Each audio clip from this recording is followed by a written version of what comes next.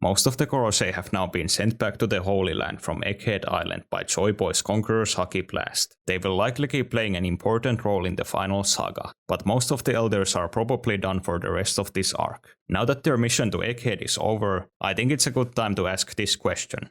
Who actually is the strongest of the 5 elders? This video will try to answer this by analyzing everything we know about the Gorosei, from the Egghead arc and the entire story. The video will one by one go through each of the elders to make a case why each of them could be the strongest. And I think a good place to start is with Saint Ethan Baron Venus Churro. This is because Ethan is actually the elder most fans think is the strongest. I've done multiple polls on this channel about this topic, and Ethan has always won by a considerable margin. This is honestly pretty understandable. To put it very simply, Ethan is pretty much the coolest member of the Gorosei. While how cool someone is an entirely subjective question, it is hard to argue that Ethan did not get the lion's share of the best looking moments of the elders during the Egghead arc. What's also noteworthy here is that Ethan was somewhat separated from the group, where he is the only Gorosei who did not fight Luffy in the arc. This arguably only protected Ethan's own sense of aura, as all the other elders were to a certain degree embarrassed when fighting against Gear 5th Luffy. You could bring up that how cool someone is not the same thing as being strong. While this is true, in One Piece, things work a bit differently, where the rule of cool very much applies. When it comes to the many villain groups in the series, the strongest member is very often also the coolest.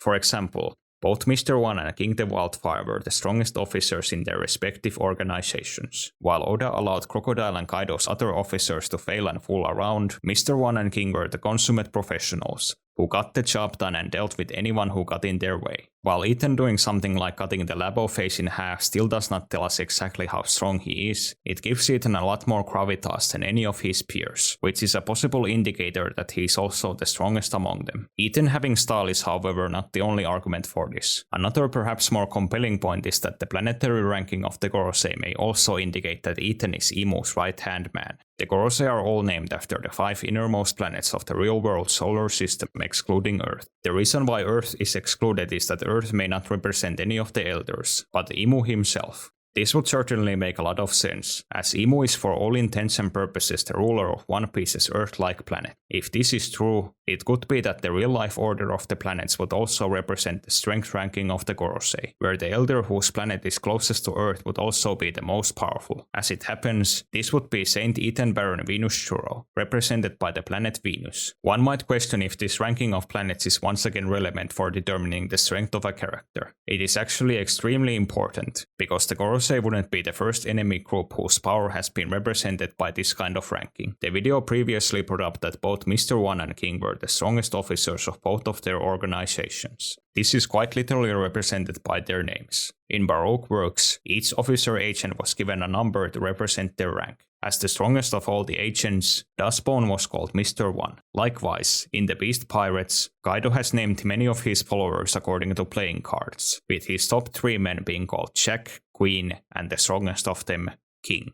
However, what if all these points about Ethan are misplaced? What if there was another member of the Gorosei who more accurately represented all the points brought up about Ethan, and who was actually Imu's true right hand? The poll I showed you before, where most fans seemingly saw Ethan as the strongest, was actually from last year. This year, however, he's got an arrival, where in a poll I made a few days ago, Saint Warcury has considerably shortened the gap between himself and Ethan. Based on the comments that I've read, many believe that Warcury had by far the best feats of any of the elders on Egghead. This claim actually does have a lot of validity. Warcury is the elder who had the most engagements with Luffy, during which he showed some of the best defense of any character in the series. Unlike with some of the other elders, none of Luffy's attacks actually forced Warcury to regenerate. Warcury did not only completely withstand Luffy's attacks, but he actually made Luffy hurt himself when attacking. This is extremely impressive and noteworthy, because there have only been a few times something like this has happened to Luffy in the story. Something similar to this happened in Luffy's fight against Katakuri, where Luffy hurt his fists when clashing with Katakuri's armament haki. This was also in the beginning of Luffy's fight with Katakuri, when the latter's haki was far beyond Luffy's, perhaps indicating that a similar gap exists between Luffy and Warcury. What Warcury however did was arguably even more impressive than what happened with Katakuri. The attack Luffy hit Warcury with was the Red Rock, which is an ability Luffy developed in Wano to fight Kaido. The Red Rock does internal damage, and actually succeeded in bypassing Kaido's durability and hurting him. This feat from Warcury deserves a lot of emphasis. The fact that the Red Rock only hurt Luffy potentially means that Warcury is not only able to counter attacks that do internal damage,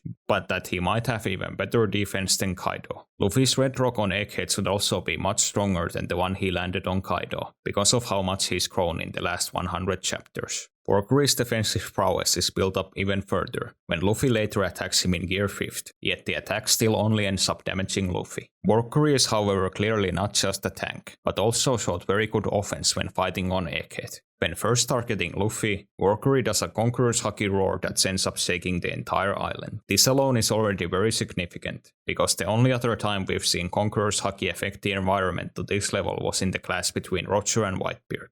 The roar also affects Luffy himself, causing his clothes, eyes, and even his scars to fly off. While Luffy in Gear 5th can often overreact when he is not in serious danger, this is still noteworthy. For example, when Kaido hit Luffy with the Conqueror of Three Worlds Ragnaraku, it made Luffy's eyes pop out and forced him out of Gear 5th. This is notably different from Kaido hitting Luffy with basic attacks, where Luffy reacts in a less goofy manner and remains in Gear 5th. This is perhaps an indication that the more over the top Luffy's reaction to attacks are, the more damage he receives. Warcury, however, has arguably an even better offensive showing later in the Egghead arc. He actually ends up being the Elder who cuts off Vegapunk's transmission by goring Emmet the robot, and sending him to the bottom of the sea. Emmet himself is also clearly pretty strong, as, unlike Luffy, he was actually able to later damage Warcury, as well as block an attack from Peter. These feats clearly paint a picture of Warcury being an absolute unit, and potentially the strongest of the 5 Elders.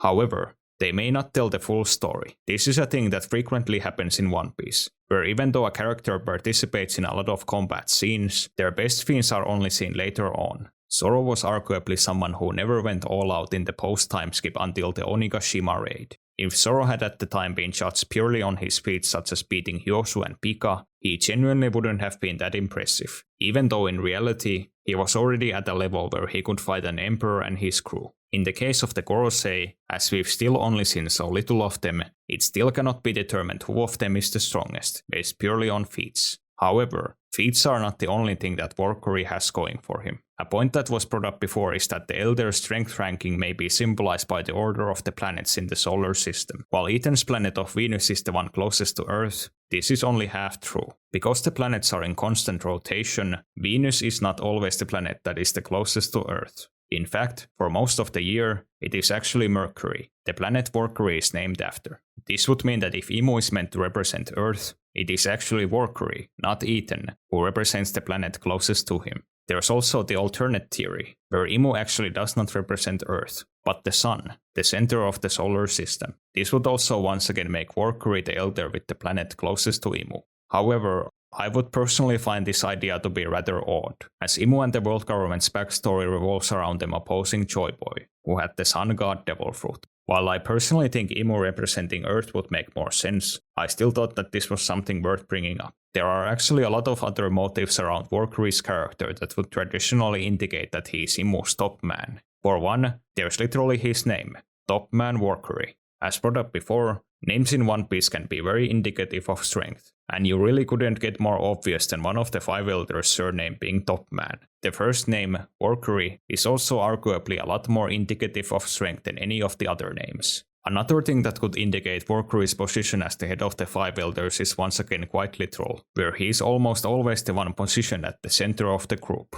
Almost every time we see the Elders together in the story, they are actually sitting or standing in the exact same order, with Warcury almost always occupying the place in the center. Considering that there are an uneven number of Elders, it could make sense that the Elder that is in the middle is the head of the group. A final thing I'd like to address about Warcury is once again another point brought up earlier regarding Ethan, which is the cool factor. While once again very subjective, Warcury definitely has an argument for being singled out of the group in the same way Ethan was. He was not only given the most combat scenes against Luffy, but Warcury was also the Gorosei that was pitted against Emmet, and he even succeeded in cutting off Vegapunk's broadcast, which was the entire reason why the Elders had to come to Egghead. While this once again doesn't prove that he is the strongest, it could still be an indicator, in light of how the One Piece story usually handles the character who is the strongest of the group, where they get a lot of important moments in the plot. This is why it might seem paradoxical that the next 5 Elder that the video is going to analyze is arguably the least cool of the bunch. Saint Jupiter is the Elder who's performed the worst in all the polls that I've done about the Gorosei, only ever getting a few percentage points. This is understandable, as Jupiter has definitely been getting the short end of the stick during the Egghead arc. In the very first chapter when Saturn summoned the rest of the Elders to Egghead, Jupiter already came off as the black sheep of the group, when Dorian Brockie managed to literally cut off his head at the end of the chapter. Jupiter's image arguably hasn't recovered since this moment. He's had both the least impressive feats as well as the least cool panels of any of the Elders. He is also the only Elder who hasn't elicited a reaction of fear or intimidation from the different characters on Egghead. Jupiter could also be argued to have the most docile title of all of the Elders, where he is the warrior god of agriculture. While I'm certain that he is very good at farming, it is not exactly a position that indicates martial might. Would this then mean that we can skip over Jupiter and move on to analyzing Mars and Saturn? Not necessarily. As mentioned before, a character's feats only tell us so much before they reveal their full power. There is also a good phrase that could describe Jupiter standing among the Gorosei. The quiet ones are the ones you need to watch out for. While One Piece is full of powerful characters who make a strong first impression, there are also those that do the opposite. In Chapter 1 when we first meet Shanks, he actually didn't make that bombastic of an introduction. Instead, Shanks gets berated by Hikuma, where he gets drinks poured on his head, and is made to clean the mess made by the bandits at Makino's bar. Naturally, the readers who thought that Shanks was weak because of this couldn't have been more wrong, as he himself proved later in the chapter. This is something that happens with a lot of characters in One Piece, where their first unnoteworthy scenes make it all the more interesting when it is later revealed how strong they actually are. This also applies to many enemy groups in the series. Back during Water 7, Lucci was arguably the least noteworthy member of the Galila shipwrights, and he didn't even have any lines of dialogue. Even when it came to him and the other undercover CP9 agents scenes where they were wearing masks, it was Plueno, not Lucci, who was given most of the focus. This only made it more interesting when it was finally revealed that Lucci had been the strongest character in the arc all this time. This could also be what the story is doing with Jupiter. As said at the start, Egghead was probably just the beginning, and the Gorosei will likely keep playing a big role in the final saga of One Piece. While Jupiter wasn't particularly impressive in this arc, it could just be that he's being saved for future arcs. This is however not the only argument for Jupiter being potentially the strongest of the Elders. If you recall, it was brought up earlier that the Gorosei almost always appear in the same order, and that Warcury being almost always in the center could indicate that he is the strongest. However, there is also an argument that the order the Elders appear in is actually a numerical order from left to right, which goes Jupiter, Venus Juro, Warcury, Mars, and Saturn, indicating that Jupiter, not Warcury, is at the top. The evidence for this being an actual dynamic in the story comes from the Gorosei's summoning circles, which are all numbered according to the order brought up earlier. While the order of planets is an interesting idea, this is arguably a lot more convincing, as this is literally the same system One Piece used to indicate the strength of the Baroque Works officer agents in the past. However, there is also an argument for the planets also indicating that Jupiter is Imu's true right hand and the strongest of the group. Of all the planets in the solar system, Jupiter is by far the largest. This also ties to the name Jupiter itself, which comes from the Roman pantheon of gods, where Jupiter was seen as the king of the gods. Religious inspiration is something that can actually be very indicative of strength in One Piece, as I've brought up in many of my other videos. Just like Jupiter is the chief deity among the planets named after Roman gods, so too could Jupiter be the head of the 5 Elders. One last thing that could hint at Jupiter being the strongest is the fact that he appears to be the youngest of the group. While there is clearly something going on with the Gorosei's longevity, as Saturn hasn't visibly aged at all in the last 38 years, this does not mean that they do not age or that it doesn't affect their strength. This is something that happens frequently in One Piece, where characters who've reached an old enough age complain about how much weaker it has made them. This also applies to ancient beings, such as the giants that live for hundreds of years, where even among them,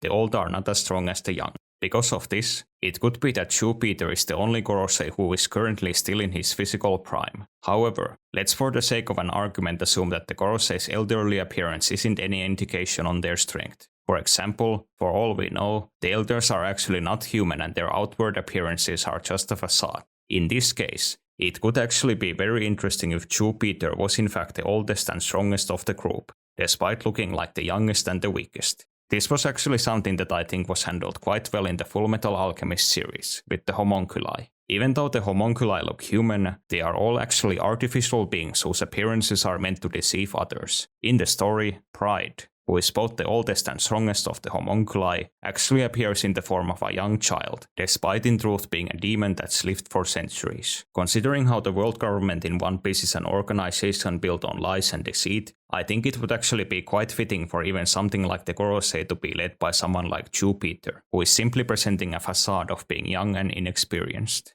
I'd also like to bring up an idea brought up in one of the comments of my video about the Gorosei actually not being from the Void Century. A user by the name of Jaeger Bolse brought up the idea that the Celestial Dragons have for centuries been farming the Ope Ope Nomi's eternal youth surgery and giving immortality to the elders. The younger each of the elders looks, the earlier they receive the surgery, and the more important they are. This would correspond with the earlier numerical order of the Gorosei, as Jupiter, representing 1, is the youngest looking, and Saturn, representing 5, is the oldest looking. I like this idea for several reasons. It would actually give a lot of logic to the Elders 1 to 5 ranking if it was based on appearance, as it clearly has little to do with the planets. The idea of the government wanting constant access to the Ope Ope Nomi would also be consistent, as the Marines were willing to pay 5 billion berry for the fruit in Law's flashback. It would also fit the earlier concept of the Elders' appearances not being representative of their actual ages, with Jupiter being potentially someone who was born centuries before the others, and was given immortality early in his life because he showed that much potential to Imu.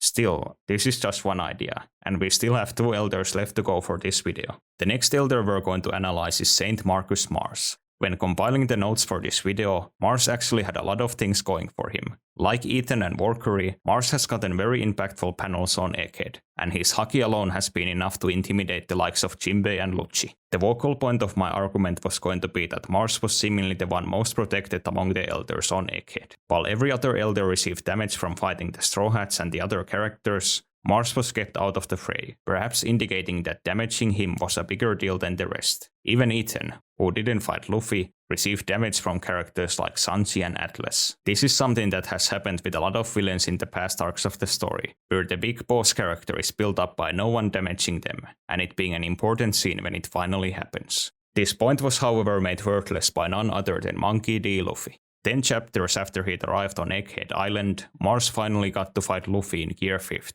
and the latter did not go easy on him. The attack Luffy did on Mars was arguably the most damage any of the Elders have received on Egghead, other than Joy Boy's Conqueror's Haki Blast. Just like with Joy Boy's Haki, Luffy's attack quite literally blew Mars out of the arc, which was a major point against both his feats and cool factor. Despite what Luffy did to him, I do however still have some arguments for why Mars could still be the strongest Elder. As brought up before, the Gorosei's names do not only stem from planets but from the gods of the Roman pantheon. Mars is very noteworthy among these gods, as he was literally the Roman god of war. This may not be as grandiose as Jupiter being named after the king of the gods, but it could still be more relevant if we're analyzing the Gorosei purely from a combat angle. In One Piece, just like in real life, being the leader of a group does not always mean that you are also the strongest, as demonstrated by many characters in the story. I suppose there's also an argument that Mars being the only Gorosei able to fly could indicate that he is Imu's strongest subordinate, as it would parallel a lot of other groups like the Whitebeard Pirates or the Beast Pirates. However, this is admittedly not that strong of a pattern in the story. As just one example, Zoro is not capable of flying. It probably sounds like I'm downplaying Mars with these arguments. I do not genuinely have anything against him being the strongest, but I'm just nonplussed as to what could be the indication of this, other than perhaps him being the One Piece god of war. If you actually have figured out something about him that I've just missed, please educate me in the comments. But for now, I think it's best we move on to the final member of the Gorosei. From reading a lot of polls and comments on YouTube, it appears that many don't consider there to be much of a chance of Saturn being the strongest. The arguments I've heard often mention that he's the last member of the Elders, in things such as the ranking of the planets from the Earth or the Sun, or the numerical order the Gorosei often appear in. There is also the fact that Saturn was the first Elder to get focus outside the group, perhaps indicating that he'll also be the weakest and the first to be defeated. While all of this may be true, there are what I actually think are strong arguments for Saturn potentially being the top Gorosei. The first thing to be brought up is that Saint Saturn being the first Elder to get focus may actually be a positive rather than a negative. Even though many groups in the series are introduced by weaker members being focused on first before the stronger members, this is not always the case. The best exception to this is perhaps Mihawk, who served as the story's introduction to the warlords, while also being the strongest member of the group. What's also noteworthy about the Gorosei is that they weren't focused on one by one like many of the other groups in the series. With the Gorosei, Saturn was given the limelight by him first arriving on Egghead, and then the rest of the group were simply revealed all at the same time later in the arc. This could be argued to make Saturn stand out as perhaps being more important than the rest. However, there is honestly an even better argument for Saturn being possibly the strongest elder, which is in-story facts. While things like the planetary order or the names of the elders may be relevant, concrete things that have happened in the story are far more compelling evidence when analyzing someone's strength. While all the Gorosei hold the title of warrior god, there is actually a lot of evidence for Saturn being the most militaristic of the group. This is because his title of warrior god of science and defense is actually the only one related to combat. This is also arguably seen in practice, where of all of the Gorosei, Saturn was the one who went to Egghead with Kizaru and the Marines. This is noteworthy because this was purely a military mission. The government's plan was to first send CP0 agents to assassinate Vegapunk.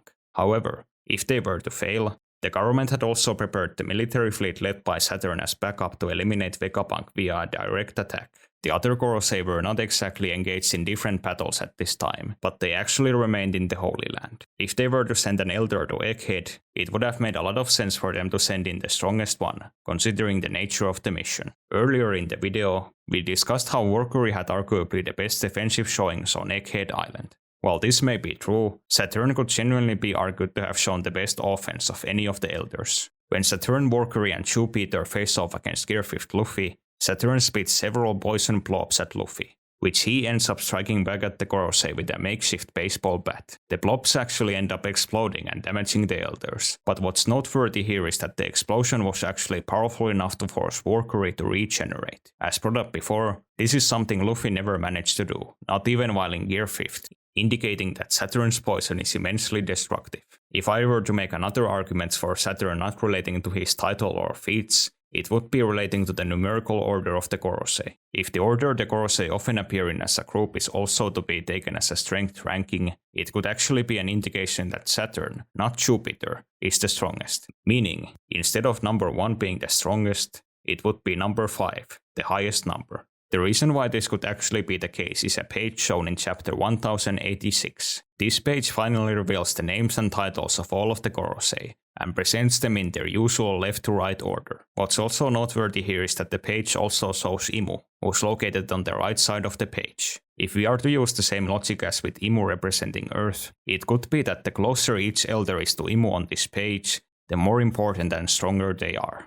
That pretty much concludes all the points I had for every member of the Gorosei being potentially the strongest. Naturally, none of this is concrete and it's way too early in the story to determine who actually is the strongest of the group. If making this video taught me anything at least, it's that it could genuinely still be any of them. This could also just all be an intentional part of the story to make readers speculate before finally giving the answer. If you want my personal opinion of all the ideas brought up in this video, I surprisingly like the idea of Jupiter being the strongest the most. It would take me back to a lot of past characters in the story, who initially came off as jobbers, only to actually be demons in disguise. However, this is completely reliant on Jupiter actually being a twist character, and him being way more intimidating once he finally gets more focus. Still, that's just my take, and I don't really see anything wrong with someone like Warcury or Ethan being the strongest. Feel free to share your own thoughts in the comments on this topic. Also, this video didn't really touch on it much, but the Gorosei's abilities are really bizarre among all the characters in One Piece. If you're interested, you can click here to watch my other video on why this could actually be because the elders are not actually from the One Piece world, but literally from hell.